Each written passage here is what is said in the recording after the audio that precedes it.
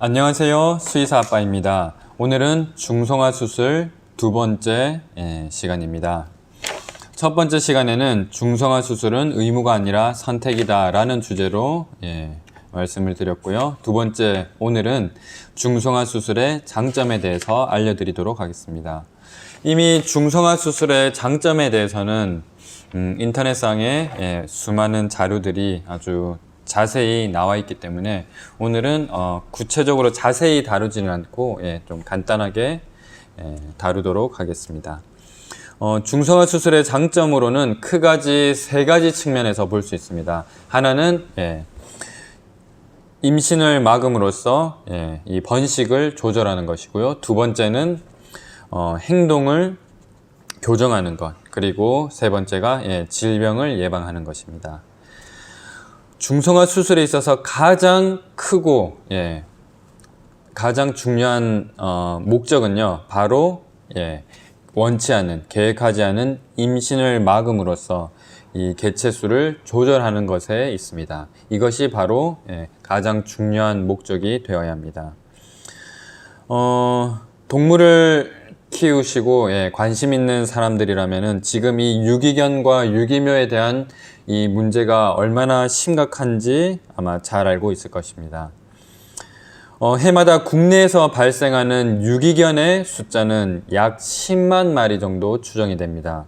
이것은 동물보호 관리 시스템에 등록된 숫자만 나타난 것이고, 사설 단체라든지 포획하지 않고 떠돌아다니다가 또 죽은 그런 개들, 그리고 또 고양이들의 숫자까지 모두 합치게 된다면은 이것보다 훨씬 더 많을 것으로 추정이 됩니다. 그리고 미국의 한 통계에 의하면은 미국에는 해마다 안락사되는 유기동물의 숫자가 500에서 1200만 마리나 된다고 합니다. 정말 이것은 엄청난 숫자가 아닐 수가 없습니다. 그래서 이런 유기동물들이 발생하였을 때 정말 잘 관리되고 그 다음에 또 주인에게 입양되어진다면은 좋겠지만, 현실은 약 불과 10% 정도만이 입양되어지고 나머지는 자연사 또는 안락사되고 있는 실정입니다. 그래서 이 유기동물을 줄이기 위한 한 가지 방법으로 바로 중성화 수술을 시키는 것입니다. 중성화 수술을 통하여 원치 않은, 계획하지 않은 임신을 막음으로써 이 유기동물의 숫자를 줄일 수가 있습니다. 하지만 이것은 유기동물에 대한 근본적인 해결책이 되지 못합니다. 이것은 마치 밑 빠진 독에 물을 붓는 것과도 같은데요. 왜냐하면 지금도 계속해서 애견 사육 공장에서는 끊임없이 강아지가 생산되고 태어나고 있기 때문입니다. 그래서 그런 강아지들이 현재 애견 샵에서 판매되고 있는데요. 결국 이러한 문제, 이런 강아지를 사육하고 번식하는 문제에 대한 어떤 이런 관련된 법안들이 강화되지 않고, 그리고 동물을 키우는 보호자들의 그런 교육과 책임을 강화시키지 않는 한 이 유기동물의 문제는 끊임없이 반복되고 계속해서 증가할 수밖에 없을 것입니다. 그래서 저는 개인적으로 이 동물병원을 하면서 동물을 키울 만한 그러한 자격이 전혀 되지 못한 보호자들이 동물을 그냥 즉흥적으로, 충동적으로 구매해서 키우는 경우들을 많이 보게 되는데요. 그러한 보호자들은 거의 10중 7, 8은 키우는 것을 포기하고 버리거나 다른 사람에게 주거나 그로 인해서 유기동물이 발생하게 되는데요. 저는 이러한 보호자들이 함부로 아무나 이 강아지들을 살 수 있도록 해서는 안 된다고 생각을 합니다. 이러한 보호자들이 충분한 일정 기간의 교육을 통하여 어떠한 자격증이 주어진 다음에 그러한 자격증이 있는 사람만 동물을 구매하도록 해야 합니다. 그래야지만이 이 유기동물의 숫자가 줄어들 수 있을 것입니다. 그래서 중성화 수술의 가장 큰 장점은 이런 원치 않는 임신을 막음으로써 개체수를 조절하는 것에 있습니다. 그리고 두 번째 목적은 바로 발정으로 인한 행동을 교정하는 데 있습니다. 암컷이든지 수컷이든지 발정이 오게 되면요, 그것으로 인한 여러 가지 행동들이 나타나게 되는데요. 발정 주기 동안에는 성 호르몬이 상승하여서 수컷에게 매력을 발산하고 또 수컷을 수용적이게 되는 기간을 말하는데요. 일반적으로 개에서는 6개월마다, 그리고 고양이들은 계절별로 주로 봄, 가을 사이에 나타나게 됩니다. 그래서 이 발정 주기 동안 따라오는 이 울음소리는, 특히 고양이에게 나타나는 이 울음소리는 사람이 듣기에는 정말 불쾌하고, 또 수컷 같은 경우에는 온 집안에 자신의 소변을 뿌려놓게 됩니다.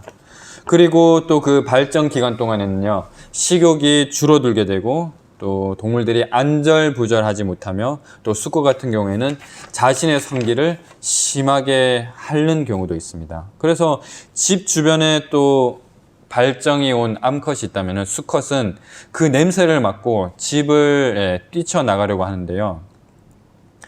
그래서 어떤 개들이나 고양이들은 집을 뛰쳐나가다가 교통사고로 큰 부상을 당하거나 죽기도 합니다. 그러나 이러한 중성화 수술을 시킬 경우에는 이러한 증상들은 사라지고 이런 교통사고와 여러 가지 부상의 위험성은 줄어들게 됩니다.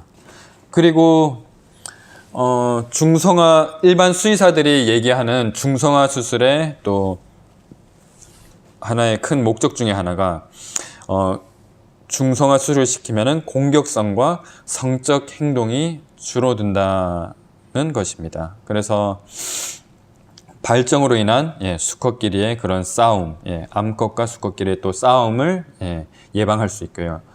그 싸움을 통해서 또 생기는 부상이라든지 상처, 종기, 또 여러 가지 또 전염될 수 있는 질병을 또 이것으로 차단할 수 있습니다. 그런데 우리가 또 생각해 보아야 할 사실은 중성화 수술을 시킬 경우에 이런 행동적인 문제에 대해서 긍정적인 측면만 있느냐, 꼭 그렇지만 않다는 것이 최근에 한 연구에서 밝혀졌습니다. 최근에 그 연구에서는 중성화 수술이 오히려 행동을 악화시키고 더 공격적으로 만들 수 있다는 것이 발견되었습니다. 브리티시 콜롬비아 대학의 심리학 교수로 있는 스탠리 코렌 박사가 한 연구에 의하면은 약 한 100가지의 행동들을 분석해 보았는데요. 중성화 수술을 한 개와 그렇지 않은 개 사이에서 100가지 행동을 분석한 결과 40가지 행동의 현저한 차이를 보였는데, 그러한 40가지 행동 중에 약 4가지만이 중성화 수술한 개들에게서 긍정적인 결과를 나타내었다는 사실입니다. 나머지 36가지에서는 부정적인 행동의 결과들이 나타났다는 사실입니다. 그 중에 하나가 집 근처에 낯선 사람이 왔을 때 오히려 택배 기사라든지 낯선 손님이라든지 왔을 때 공격성을 더 쉽게 나타나게 되었다는 것입니다.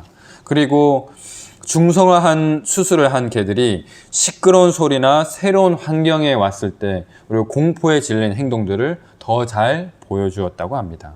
그리고 중성화 수술을 한 개들이 다른 개들이나 자신의 분변을 가지고 놀거나 먹는 그런 경향들이 많이 있었습니다. 그래서 이런 여러 가지 행동들의 부정적인 또 측면들이 있는데요. 이것에 대한 자세한 내용은 제가 이것을 번역한 블로그에 글을 올려드릴 테니 그것을 또 참조해 보시기 바랍니다. 그리고 수의사들이 이 중성화 수술을 권유하는 가장 큰 목적, 그것은 바로 이 질병을 예방한다는 것입니다. 그 질병이란 바로 유선종양과 자궁축농증인데요. 동물병원에 의한 통계에 의하면은 10살까지 이 유선종양과 자궁축농증에 걸릴 확률이 약 30%에서 40% 된다고 합니다.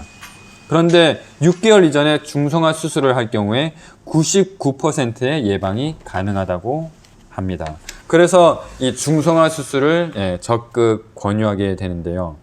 그런데 과연 이 중성화 수술을 한다고 해서 이러한 질병들을 예방할 수 있을까요? 물론 당연히 자궁과 난소를 절제하게 되면 이러한 병들을 걸리지 않을 수 있습니다. 하지만 그런 생식기관을 제거함으로 인하여 다른 또 암의 다른 질병의 또 위험성도 높아진다는 사실입니다. 그렇다면 어떻게 해야 될까요? 중성화 수술을 하는 것이 좋을까요? 그렇지 않은 것이 좋을까요? 그것은 또 우리가 다음 시간에 걸쳐서 그 단점에 대해서도 제가 충분히 설명드리도록 하겠습니다. 그런데 우리가 생각해 보아야 될 사실은 그렇다면은 중성화 수술을 하지 않는 경우 이러한 병이 걸리면 어떡할까? 자궁축농증이 걸리면 어떡할까라고 고민하는 분들이 계시는데요. 우리가 개들과 가장 유전자가 비슷한 야생 들개들을 한번 생각해 보시기 바랍니다. 한 그 연구자에 의하면은 이런 야생 들개들은 확인해 보았을 때 이런 유선 종양이나 자궁 축농증이 거의 걸리지 않는다고 합니다. 왜 그 동물들은 중성화 수술을 하지도 않는데도 불구하고 이러한 질병이 걸리지 않을까요? 그것은 바로 인간들이 거의 개입하지 않기 때문입니다. 그래서 야생동물들은 자연 그대로 자연 속에서 살아가는데요. 그 동물들은 예방접종을 하지도 않고요. 그 다음에 매달 심장 사상충 약이라든지 외부 기생충 약을 먹이지도 않습니다. 그리고 그들은 가공된 사료를 먹지 않고 날마다 신선한 음식을 먹는데요. 사냥한 고기라든지 또 산이나 들에 있는 풀이나 열매 등을 먹기 때문에 그들은 이러한 병에 거의 걸리지 않는다는 사실입니다. 따라서 이 중성화 수술을 하느냐 하지 않느냐의 문제가 아니라 이러한 병이 걸리는 것은 종양이라든지 자궁 축농증이 걸리는 것은 이러한 그 과다한 예방접종이나 약물이라든지 사료에 큰 원인이 있다는 것을 알 수 있습니다. 그래서 이 중성화 수술의 장점에 대해서 크게 세 가지로 말씀드렸습니다. 번식을 조절할 수 있고 행동을 교정할 수 있으며 질병을 예방할 수 있다라고 말씀을 드렸는데요. 행동과 질병에 대해서는 또 긍정적인 측면이 있지만 분명히 또 부정적인 측면이 있다는 것을 말씀을 드렸고요. 중성화 수술의 가장 큰 목적, 가장 중요한 장점은 바로 임신을 막는 것이 되어야 합니다. 그래서 수의사들은 이 세 가지를 중성화 수술을 통하여 예방함으로 인하여 평균 수명이 약 1.7년이 연장된다라고 합니다. 발정으로 인한 싸움이 방지되고 교통사고가 감소하며 그리고 질병을 예방함으로 인하여 수명이 연장된다고 하는데요. 과연 이 강아지가 오래 사는 것이 1.7년 정도 오래 사는 것이 사람이나 동물에게 있어서 행복한 것일까요? 반드시 그렇지만은 않습니다. 건강하게 오래 살아야지 행복하지 병든 채로 오래 사는 것은 결코 행복하지 않습니다. 지금 제 동물병원 앞에도 요양병원이 있는데요. 제가 예전에 요양병원을 여러 번 방문하게 되면은 할머니, 할아버지들이 정말 식물인간처럼 침대에 가만히 누워서 주는 밥을 그냥 먹으며 누워있는 모습을 보는데요. 정말 그 할머니, 할아버지들이 저렇게 사는 것이 어떤 의미가 있을까? 과연 그들은 행복할까? 이런 생각을 해보았습니다. 그래서 우리는 중요한 사실은 이 중성화 수술을 통해서 얻는 장점이 큰지 단점이 큰지 충분히 고려한 다음에 이것을 선택해야 된다는 사실입니다. 그리고 중성화 수술을 했을 경우에는 또 어떻게 관리하고 키워야 하는지, 그리고 하지 않았을 경우에는 또 어떻게 해야 되는지에 대해서는 다음 시간에 알려드리도록 하겠습니다. 예, 또 그 다음 시간에. 다음 시간에는 중성화 수술에 대한 단점에 대해서 알려드릴 것이고요. 그리고 마지막 시간에는 그럼 이 장점과 단점을 통하여 우리가 그럼 어떻게 선택해야 할지, 그 선택하는 기준에 대해서 알려드리도록 하겠습니다. 오늘은 여기까지입니다. 감사합니다.